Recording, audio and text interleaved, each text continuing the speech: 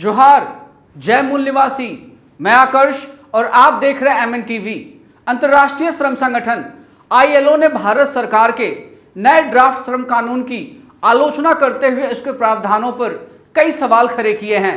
भारत सरकार ने इस ड्राफ्ट रूल पर आम लोगों से शनिवार तक अपने सुझाव मांगे थे। बता दें कि संयुक्त राष्ट्र की यह संस्था दुनिया भर में श्रमिकों के न्याय के लिए काम करती है। आईएलओ ने discussion paper wage code and rule विषय पर एक चर्चा पत्र प्रकाशित किया है, जिसमें इस बात को उजागर किया गया है कि कैसे श्रमिकों की मजदूरी तय की जानी चाहिए और कैसे उसकी समीक्षा होनी चाहिए। आईएलओ ने घरेलू श्रमिकों के लिए उसे लागू करने के तरीकों पर भी सवाल उठाए हैं।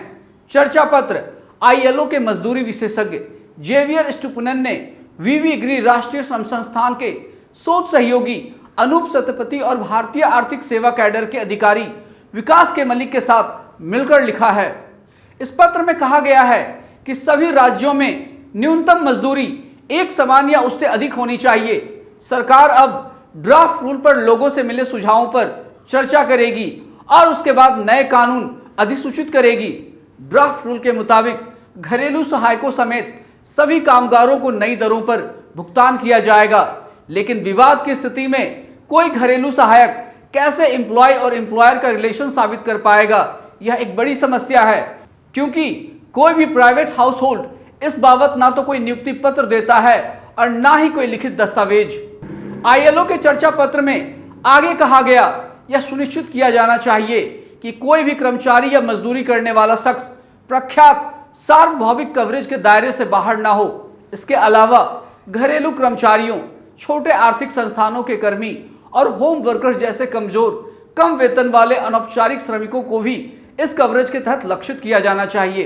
अंग्रेजी अखबार द टेलीग्राफ को सत्यपति ने बताया कि घरेलू कामगारों को काम पर रखने के दौरान किसी दस्तावेज पर हस्ताक्षर कराने की आवश्यकता वाले कानूनी प्रावधानों की भी जरूरत है। इसे नए ड्राफ्ट रूल में शामिल किया जाएगा। चर्चा पत्र में मजदूरी निर्धारण के लिए किसी विशेष फॉर्मूले की कमी पर भी सवाल उठाए गए हैं। ड्राफ्ट रूल में शायद ही मजदूरी निर्धारण के लिए व्यापक मापदंडों को अपनाया गया है। सत्यपति ने कहा, भोजन, कपड़े, आवास और इसी तरह के अन्य खर्च के कारकों को भी मजदूरी निर्धारण में शामिल किया जाना चाहिए।